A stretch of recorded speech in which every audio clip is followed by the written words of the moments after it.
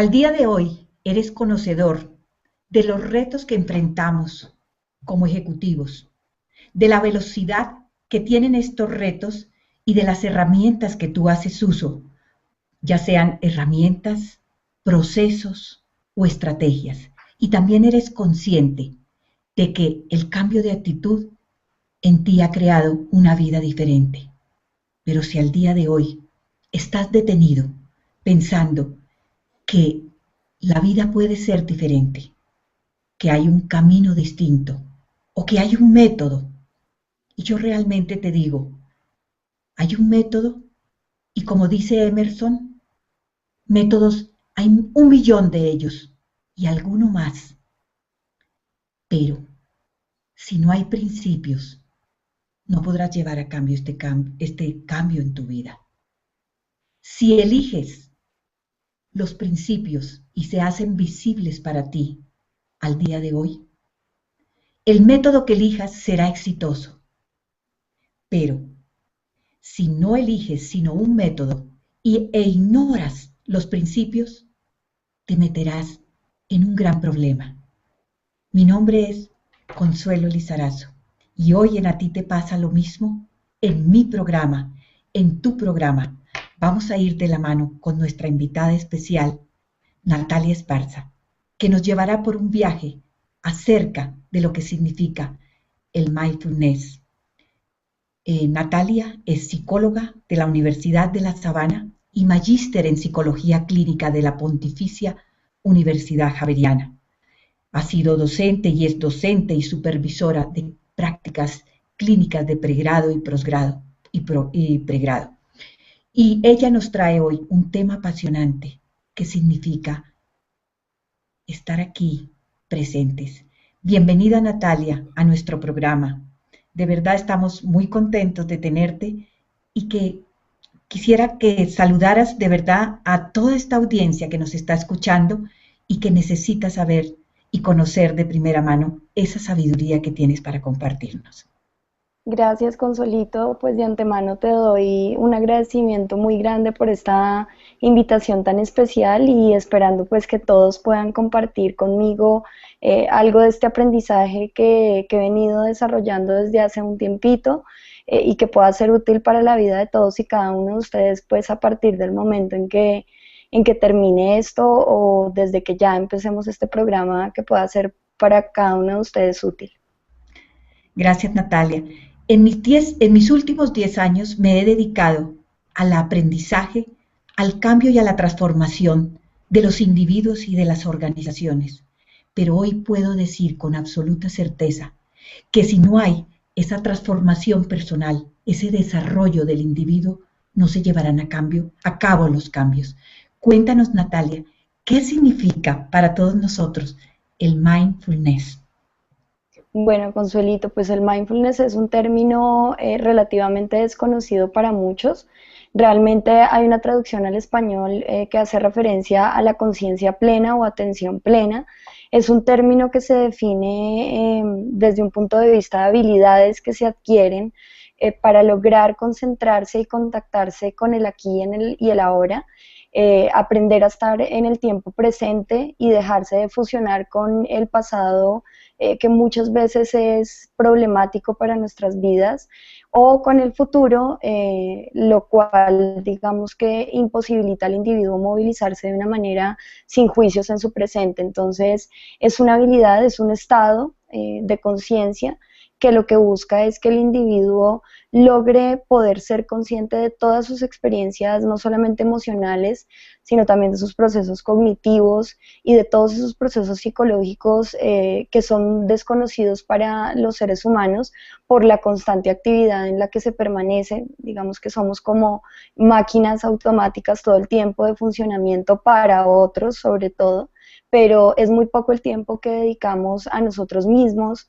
a saber realmente lo que sentimos, lo que experimentamos más allá de emitir juicios de valor sobre eso, y el mindfulness pues precisamente va dirigido a eso. Es un grupo, digamos, de ejercicios que se desarrollan paso a paso y de manera progresiva para que al final el individuo logre ese llamado estado de mindfulness o de conciencia plena. Yo veo ahí en tu hoja de vida y vemos que tú eres una investigadora, especialmente en el tema de regulación emocional. Cuéntanos, ¿qué haces al día de hoy? ¿Es esto en lo que trabajas? Pues es uno de los temas que más me apasiona. Consuelito, pues te cuento que esto nace de una experiencia personal de vida, una historia que yo he tenido que me llevó a la escogencia inicialmente de la carrera de psicología y pues posteriormente a la especialización en el área de regulación emocional. Cuando yo decido hacer mi maestría, justamente me voy por ese lado de maestría en clínica porque quería investigar, no me quería quedar solamente con la atención diaria a los consultantes con lo que yo traía de mi formación de pregrado, sino que realmente basada en mi propia experiencia de vida me empecé a dar cuenta que pues que el sufrimiento humano era algo supremamente cercano tanto a mí como a las personas que yo atendía día a día. Entonces, desde ahí surgió este interés especial por trabajar en el campo de regulación emocional y particularmente formarme de manera experiencial y no solamente conceptual en estos entrenamientos mindfulness. Cuando yo te escucho decir, Natalia, nos comentas que tu experiencia está basada o tu profesionalismo y tu carrera tuvo que ver algo que tú has nombrado dos veces y es basado en tu experiencia personal. ¿Tú nos podrías compartir para nosotros conocer de primera mano este aprendizaje que tú has tenido? Claro que sí. De hecho, creo que para prepararse y lograr un estado de conciencia plena, es importante que los que hacemos el entrenamiento podamos contactarnos con nuestras propias experiencias. Eh, Parte del tema de mi pasado tuvo que ver, para que se entienda un poco por qué hago lo que hago en el presente, tuvo que ver con una historia que yo llamo muy ambivalente. Yo crecí en una familia llena de amor y de afecto, de una atención permanente de parte de mis papás, de mi papá y de mi mamá. Yo soy hija única. Crecí siempre siendo una niña muy consentida en el buen sentido de la palabra, pero también había una exigencia bastante importante que hoy agradezco. Sin embargo, digamos que tuve varias circunstancias, entre ellas situaciones de enfermedad, particularmente pues de mis papás. Hemos vivido otro tipo de enfermedades, digamos que en la familia extensa, y eso fue como uno de los eventos de la vida más duros para mí y emocionalmente más complicados, sobre todo en un momento en el que pues como única hija sentí mucho miedo de quedarme sola, sentí mucho miedo de no tener a nadie el día de mañana, me sentía vacía y sentía que no tenía como las estrategias suficientes para hacer frente a todo eso que se podía venir encima, incluso el tema de la muerte. Eh, Eso por un lado. Por otro lado, pues como te digo, fui una persona muy consentida, pero también en algunos momentos mi papá particularmente era una persona que en medio de su extenso amor era muy dura a veces conmigo. Y yo veía cosas que, como algún día me decían mis papás, ¿usted por qué coge lo malo y no lo bueno? Entonces yo luego con mi carrera entendía y qué era lo malo a veces, subir el tono de voz, utilizar palabras fuertes, no poder regularme en momentos difíciles a nivel familiar. Y yo les decía que yo no lo entendía, que tal vez era porque así debía ser. Luego, cuando viene este interés por la psicología, me empiezo a preguntar por qué, si es que acaso es un proceso consciente de seleccionar cosas de los padres o si realmente es una historia de aprendizaje que nos hace ser lo que somos al final. Y me meto en este cuento de la psicología, al principio un poco desencantada porque estaba triste, me sentía vacía con todo el tema de la enfermedad de mis papás, porque ambos tuvieron enfermedades, y luego me enamoré absolutamente cuando empecé a, más que entender, a contactarme con mi vida y con mi historia y saber que yo era la primera que me estaba juzgando a mí misma y que detrás de eso no iba a haber nada positivo y que finalmente era necesario que yo trabajara en mis emociones y en muchas cosas que hoy trabajo yo con los consultantes. Entonces es una experiencia muy bonita cuando llega alguien a consulta y tú sientes que no es una historia ajena, que el dolor no es una cosa ajena, que el sufrimiento no es una cosa ajena y que el regularse emocionalmente no es tampoco ajeno, porque has sufrido, porque has vivido emociones intensas que te enseñan que la vida es difícil, pero que también tiene cosas hermosas de las cuales a veces perdemos contacto. Qué hermoso escuchar esto, porque cuando escucho esto me llega al corazón lo que nosotros como seres humanos es paradójico pensar que nos vemos enfrentados a un cúmulo de cambios y a un cúmulo de retos que nos presenta hoy esta humanidad, pero que nosotros lo menos que hacemos diariamente es trabajar el día a día por este cambio, porque, ¿sabes una cosa? Lo más difícil hoy es enfrentar nuestro propio cambio, tomar las riendas de nuestra vida, dar un paso al frente como tú lo has hecho y definitivamente atrevernos a cambiar. Entonces, nos gustaría que nos compartieras cómo fue ese paso que tú tuviste que dar para que todo lo que nos cuentas, lo que vivías, los conceptos que tenías, tu marco referencial, te permitiera decir sí al cambio y dar ese paso. Sí, digamos que fue un proceso lento, de muchas experiencias.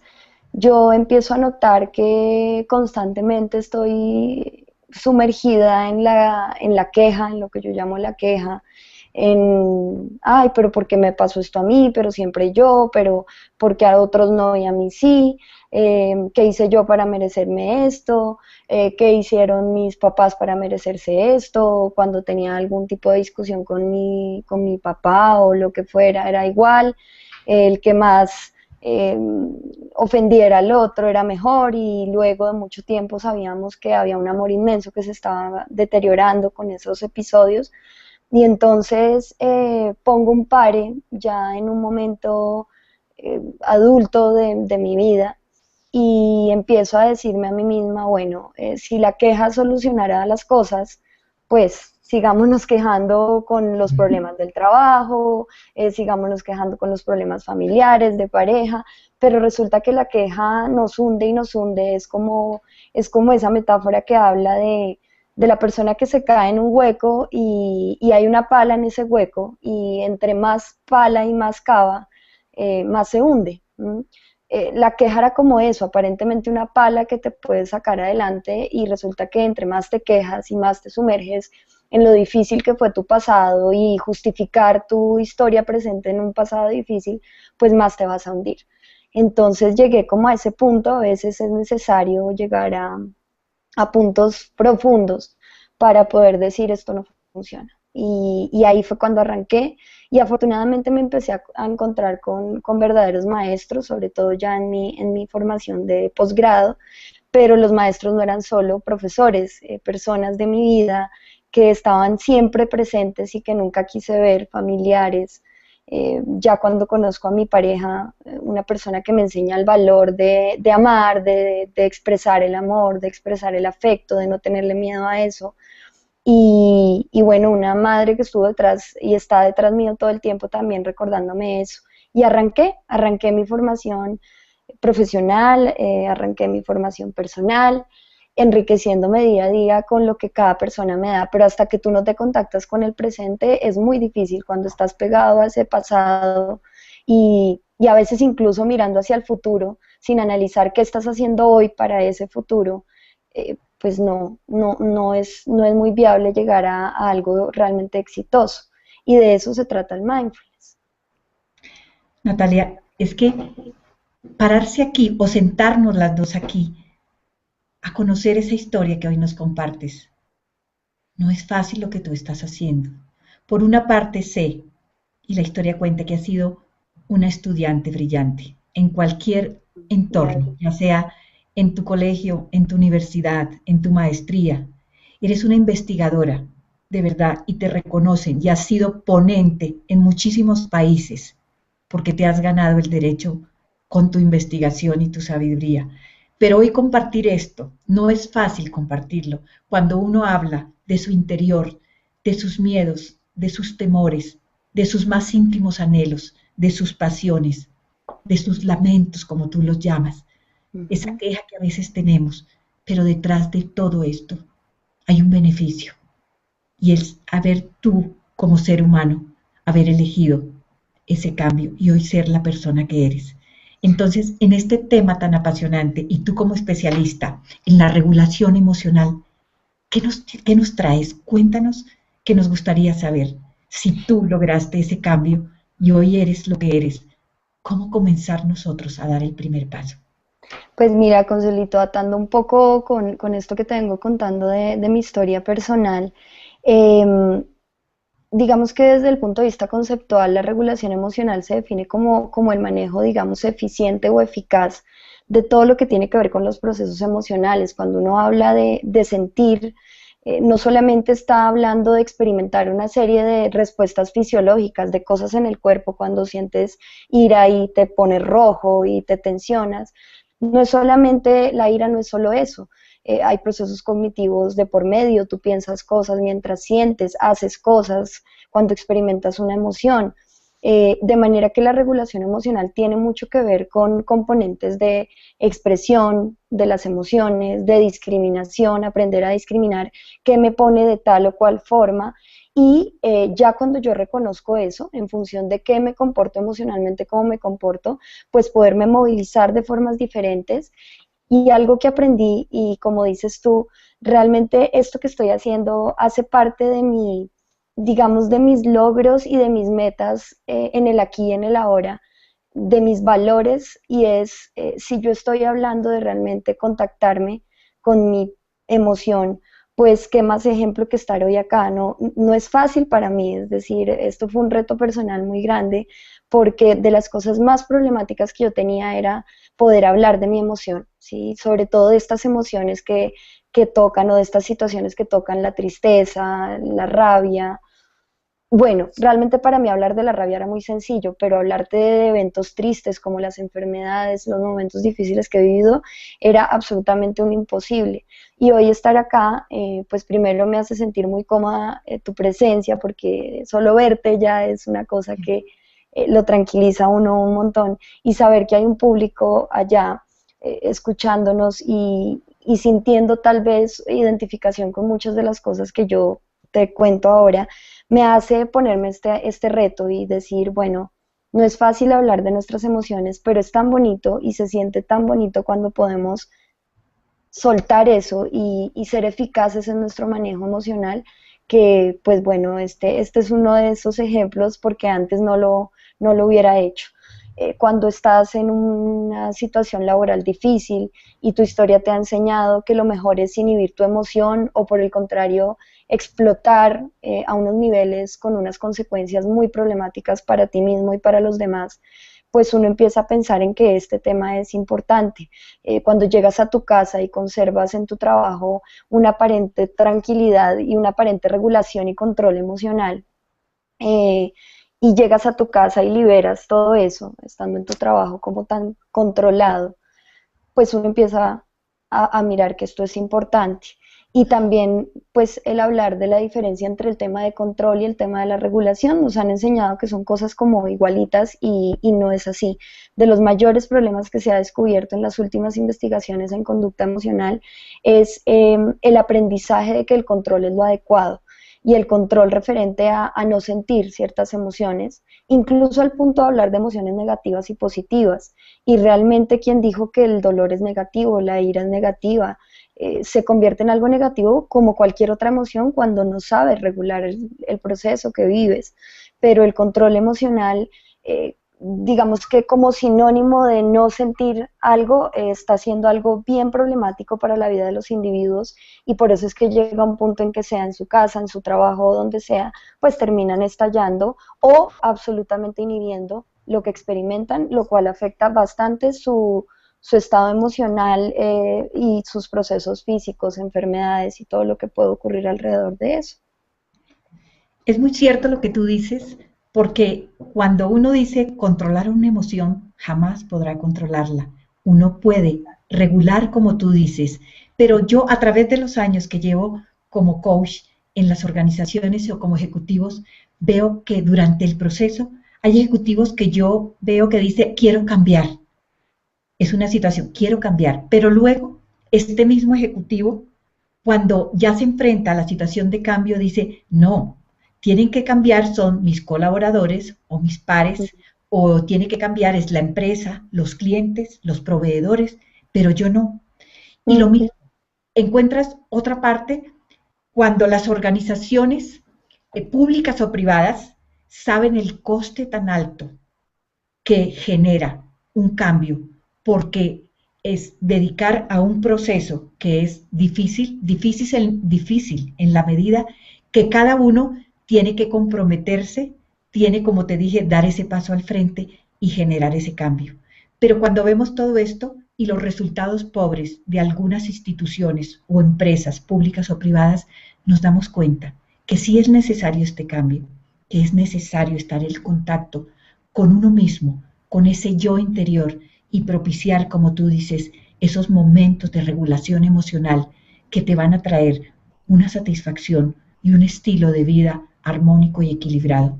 ujú. Cuéntanos, ¿qué pasa en estos momentos en las organizaciones? ¿Qué es lo que ves tú con los ejecutivos, tal vez con el personal de psicólogas, de profesionales de la salud como tú lo eres?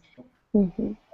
¿Cómo es el común denominador entre esas personas que como tú hoy sí dieron el paso al frente y decidieron decirle sí al cambio? ¿Qué pasa en ese entorno?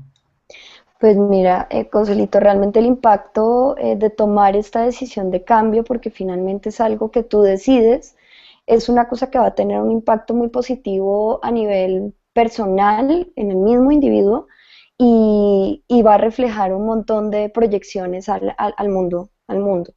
Cuando Ujú. tú decías hace un momento esto de decir, no, es que la responsabilidad es del otro, la culpa es del otro, yo no tengo que cambiar, el problema es de los demás, este tal vez es uno de los problemas más grandes que tienen que ver con esa ausencia de contactarnos con nosotros mismos o con eso que nos han enseñado a todos, no, no es una u otra persona, todos en general, nuestro mundo social se mueve así y es a ponerle un rótulo valorativo, un juicio de valor a todo. Entonces, si yo te digo a ti como estos ejercicios de mindfulness, por ejemplo, los más básicos de observación piden, descríbeme un objeto, cualquiera que él sea.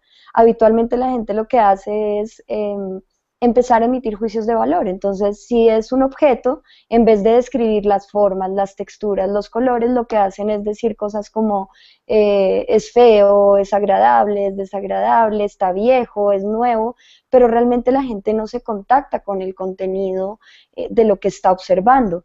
Y eso mismo nos pasa con nosotros mismos y con el comportamiento de los demás. Entonces, generalmente cuando en las organizaciones hay una discusión o en general cualquier tipo de interacción entre personas, sea entre superiores y personas que están a su cargo o entre los mismos rangos y demás, sea la relación que sea, generalmente nuestras interacciones están llenas es de juicios de valor más que de descripciones y eso nos lleva a atribuir al otro responsabilidades o a nosotros mismos, las personas que dicen todo es mi culpa, todo es mi responsabilidad, pero que no está observando lo que realmente hace y en esa medida le es muy difícil detectar qué es lo que tiene que cambiar. Entonces, cuando la gente logra, y por eso estos procesos a nivel organizacional se han desarrollado, sobre todo con cargos gerenciales, porque son estas personas las que pueden transmitir este conocimiento y son ellas las que empiezan a detectar sus propios comportamientos libre de juicios y en esa medida aprender a no juzgar el comportamiento de las personas que están a su cargo. Y ya con eso, imagínate el cambio tan grande que se puede producir a nivel organizacional en una dinámica donde se entiende lo que tú eres, no por lo que te juzgan o evalúan que eres, sino por lo que realmente haces. Si eso se lograra en todos los campos de la vida, en la familia, en las relaciones afectivas, sería mucho más, no digo sencilla, sino mucho más armónica la relación entre las personas. Y estos, los estudios diversos en mindfulness, pues han mostrado esta efectividad. Incluso hay mindfulness parental, que tiene que ver con cómo los padres, aprendiendo a contactarse con sus propias emociones, regular estos procesos, desarrollan habilidades de afrontamiento, habilidades de autocontrol, toma de decisiones mucho más certeras sobre la crianza de sus hijos y además se vuelven en un modelo para sus hijos. Entonces, ¿por qué no pensar que esto en las organizaciones ocurre de la misma manera? Que tú te puedas convertir como jefe, como persona que lideras un grupo, en ese modelo a seguir de esas personas que tienes a tu cargo, porque así como juzgar se convierte en algo que aprendemos, ¿por qué no podríamos aprender a lograr estos estados de conciencia plena que serían tan importantes para la convivencia social? Mira, es cierto, de verdad, lo que tú dices, y porque ese cambio de ese proceso de aprendizaje y adaptación es lo que nosotros como Homo sapiens vivimos haciendo a lo largo de nuestra existencia, aprendizaje y adaptación al cambio. Y creo que la base, según te escucho decir, del mindfulness es este grado de confianza que genero yo como persona primero. ¿Cómo yo genero esa confianza en esa autoconfianza en mí mismo? ¿Cómo creo en mí, en lo que hago, en los poderes que tengo, en la actitud de cambio? Pero luego también la confianza se va a otro nivel, es cómo confío en la gente que está al lado mío, cómo yo como jefe, como líder, confío en mi colaborador y soy capaz de confiar en su sabiduría, en sus poderes, en su genialidad, en su creatividad y cómo también soy generador para que las personas que están alrededor mío confíen en mí. Entonces, cuando tú dices que esto es importante tener esa autoestima elevada y ese generador de confianza para luego entregar a las personas bajo principios, como hablábamos al principio y valga la redundancia, ese principio de integridad, de honestidad y de respeto por lo que dice el otro, va a generar en las organizaciones líderes verdaderos, líderes inspiradores, motivadores y un cambio dentro de la organización. Así es, Consuelito, discúlpame, te interrumpo, añado algo. Efectivamente, lograr que los estudios también han mostrado que el mindfulness facilita, digamos que la generación o el fortalecimiento de los procesos de empatía con el otro, es decir, el lograr aprender a ponerse en el lugar del otro no es una cosa fácil, que es a lo que hace referencia la empatía de manera muy genérica. Mm, Tal como tú dices, pues aprender para tú lograr identificar las potencialidades del otro, sus genialidades y todo esto, pues yo debo empezar por reconocerme primero a mí mismo y así puedo empezar a reconocer al otro. Muchas veces pareciera, y realmente muchas investigaciones han mostrado, que a veces es más fácil analizar a los otros que a uno mismo. Y justamente por eso es tan importante conocerse a uno mismo, más allá del punto de vista de evaluar la ejecución, sino de lo que yo hago y cómo eso está teniendo un impacto en mi ambiente.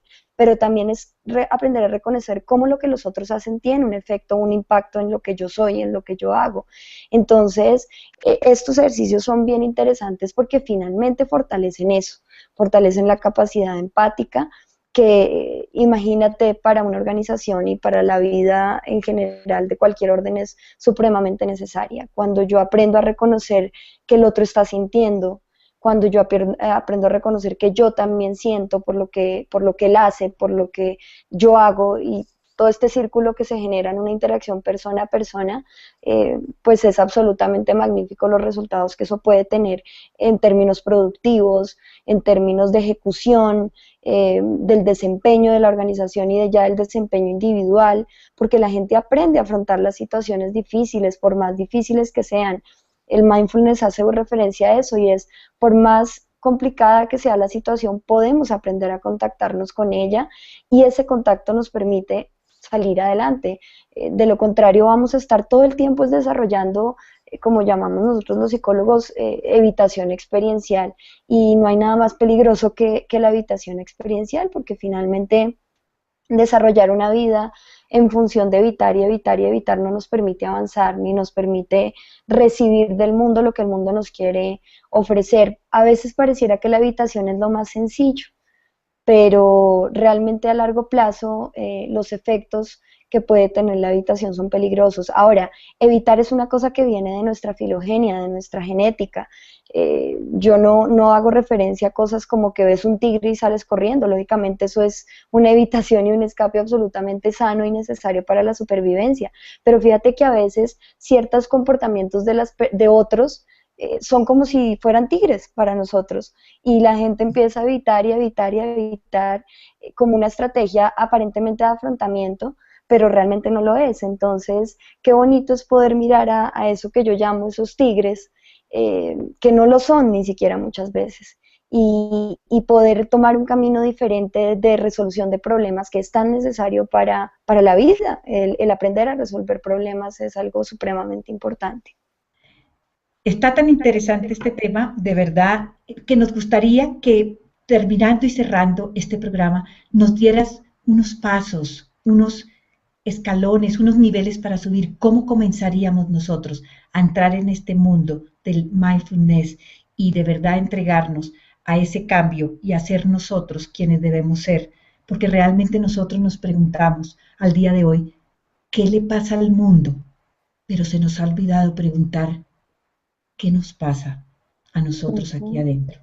ujú. Entonces, ¿qué recomendaciones nos darías para entrar y terminando ya cerrando nuestro programa, para nosotros estar en ese camino del mindfulness, de la conciencia plena?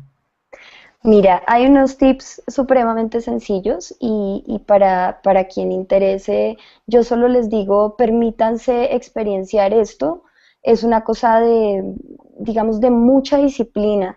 Y uno diría, pero entonces, ¿qué? ¿Me toca buscar algún curso en particular? ¿No puedo empezar desde ya? A quienes les interese eh, conocerse un poco a sí mismos desde ya y empezar este camino que es progresivo y que es un camino lento. Yo les doy desde ya unos tips supremamente sencillos y que además si a la gente le preocupa un poco, pero es que no tengo tiempo de hacer esto, pero es que a qué horas me voy a poner yo a hacer este tipo de ejercicios que además pues vienen de estas orientaciones milenarias y de técnicas de meditación. Y yo les digo, eso no es problema. Si es así, se convertiría en una excusa más de no querer cambiar. Yo les digo algunas claves y fue con lo que yo empecé. Tomarse unos minutos al día, que no son más de 3 minutos, de 24 horas que tiene al día, unos 3 minutos, incluso uno, y podemos empezar con un minuto en el que ni siquiera tenemos que estar fuera del mundo. A veces cuando nos dicen es que no puede usted estar cerca a nada, tiene que estar solo con usted mismo, resulta que hay ejercicios de mindfulness que lo aproximan a uno a la experiencia real. Entonces, tips como por ejemplo, cuando nos bañamos usualmente pensamos en las experiencias o en lo que experimentamos cuando cae el agua sobre nuestro cuerpo, el cambio de temperatura, las sensaciones que sentimos cuando nos echamos el jabón mientras nos bañamos o cuando, por ejemplo, nos lavamos los dientes. Este tipo de actividades las hacemos de manera supremamente automática. Y finalmente, eso son cosas que hacemos todos los días. Entonces, ¿por qué no tomarnos esos espacios que son supremamente cortos para intentar contactarnos con lo que está pasando en ese momento? Siempre estamos ahí mientras nos bañamos, tengo que hacer tal cosa, el jefe me pidió tal otra cosa, se me olvidó tal cosa, no llamé. Y mi invitación es a que en estos espacios, manejando incluso, que el mindfulness tiene algo interesante y es no te alejas del mundo, es estar ahí presente pero con tus propias experiencias, es estar conduciendo, pero sintiendo los sonidos, pero sintiendo lo que está pasando en tu cuerpo. Entonces yo les digo, presten atención a cosas tan simples como su respiración, no busquen una respiración obligada o diferente a la natural. Cuando aprendemos a atender a nuestra respiración se sienten unas cosas maravillosas. En unos primeros momentos puede sentirse algo de incomodidad el ser consciente de esa inhalación y esa exhalación natural, pero yo les digo eso, prestar atención a su respiración, contactando las sensaciones del cuerpo, los cambios de temperatura en el cuerpo, el movimiento del flujo sanguíneo a lo largo del cuerpo, la postura corporal y todo esto libre de juicios. En el momento en que aparezca un juicio de valor sobre esto, ok, vino, pero también dejémoslo ir como piedras que lleva el río, es como lo mencionamos nosotros. Acordarnos que los pensamientos no son hechos, eso busca el mindfulness. Muchos momentos decimos, esto me va a salir mal, me va a pasar algo malo, o pienso que esto es de tal o cual forma. Recuerden siempre que los pensamientos no son otra cosa que eso, pensamientos, y no son hechos obligados. Entonces, déjenlos venir, pero también permitan que se vayan en ese presente y en ese aquí en el ahora. Finalmente, yo hago o formulo algunos tips sobre todo para las personas que tienen altas ocupaciones permanentes en las organizaciones, y es un día tómense un lugar diferente, por ejemplo, para almorzar. Algún día almuercen solos y experimenten las sensaciones de los alimentos, el cambio de los sabores, el cambio de las texturas, todo este tipo de cosas, el parar un segundo y el detenerse en medio de todo este círculo automático en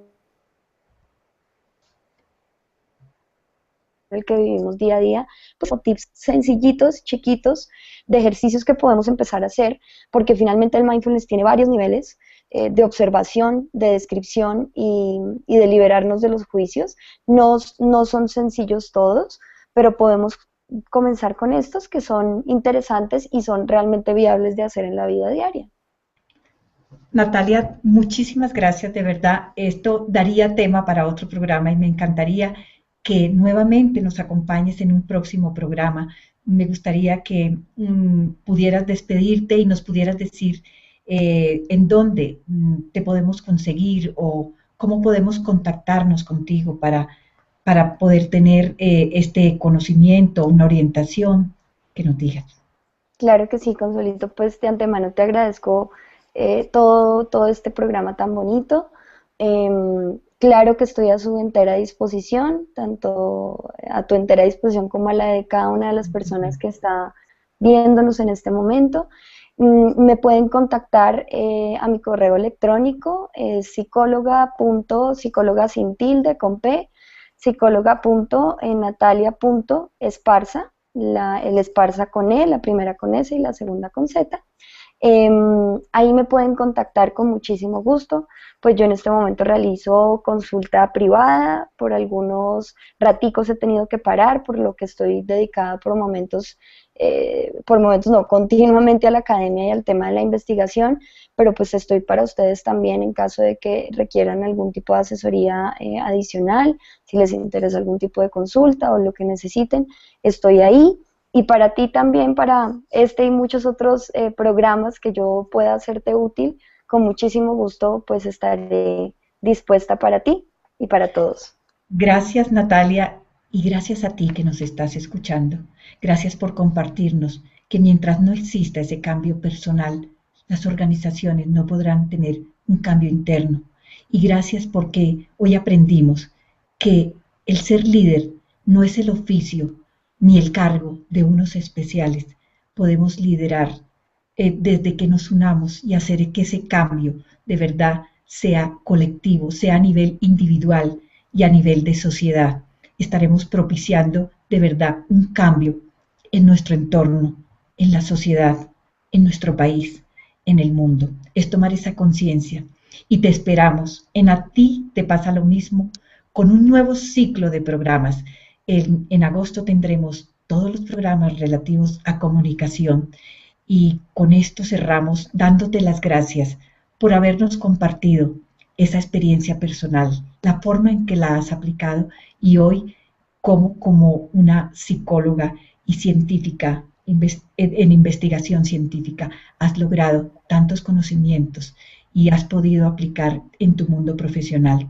Los esperamos nuevamente en A ti te pasa lo mismo el próximo mes en agosto con un tema apasionante, la comunicación, para que ustedes entiendan en este momento que la comunicación no verbal es la más importante.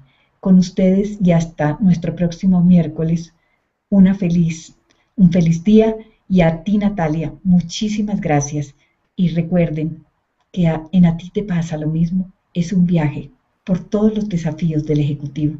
Una feliz noche y muchas gracias para todos. Nos vemos en un próximo programa. Feliz día, Natalia. Muchísimas Gracias, gracias. Consuelito, y permíteme 2 minuticos, me robo un Claro, segundito más. claro. Eh, Algo, pues digamos, para dejarles, me costaba mucho expresarle a las personas que han sido significativas en mi vida lo que yo soy hoy y expresarles lo que siento por ellos y quiero aprovechar este programa para, pues, para mandarle un saludo a mi familia, a mis papás, a mis tíos, mi papá, que ha sido ese ser que me dio la luz para cambiar a mi mamá que ha sido esa fiel acompañante y a mi esposo que me ha enseñado, como te digo, a amar abiertamente y a expresar eso. Muchas gracias a ellos también y a todos ustedes por escucharme. Muchas gracias. Y a ti gracias por ese amor que nos manifiestas y por eso que nos compartes. De verdad, un feliz día y Gracias. un abrazo también para tu familia por estar aquí dentro de este sistema familiar y por estar aquí dentro de este sistema organizacional, todos con una conciencia única. Muchas gracias y un feliz día. Hasta pronto, Natalia. Hasta pronto todos. Nos vemos en nuestro próximo programa. A ti te pasa lo mismo. Gracias.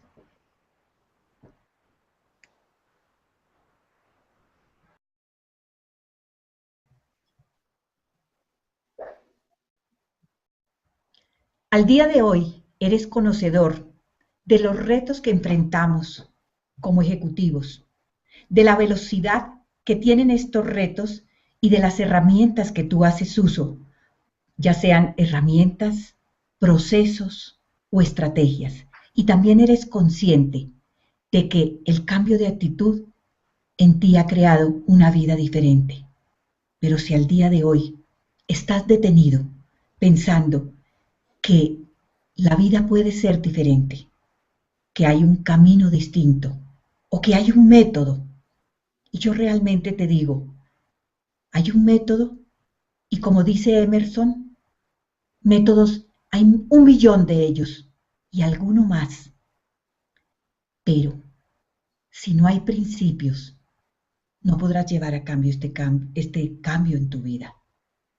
Si eliges los principios y se hacen visibles para ti al día de hoy, el método que elijas será exitoso, pero si no eliges sino un método e ignoras los principios, te meterás en un gran problema. Mi nombre es Consuelo Lizarazo. Para cada uno de ustedes útil. Gracias, Natalia. En mis últimos 10 años me he dedicado al aprendizaje, al cambio y a la transformación de los individuos y de las organizaciones. Pero hoy puedo decir con absoluta certeza que si no hay esa transformación personal, ese desarrollo del individuo, no se llevarán a cabo los cambios. Cuéntanos, Natalia, ¿qué significa para todos nosotros el mindfulness? Bueno, Consuelito, pues el mindfulness es un término relativamente desconocido para muchos. Realmente hay una traducción al español que hace referencia a la conciencia plena o atención plena. Es un término que se define desde un punto de vista de habilidades que se adquieren para lograr concentrarse y contactarse con el aquí y el ahora.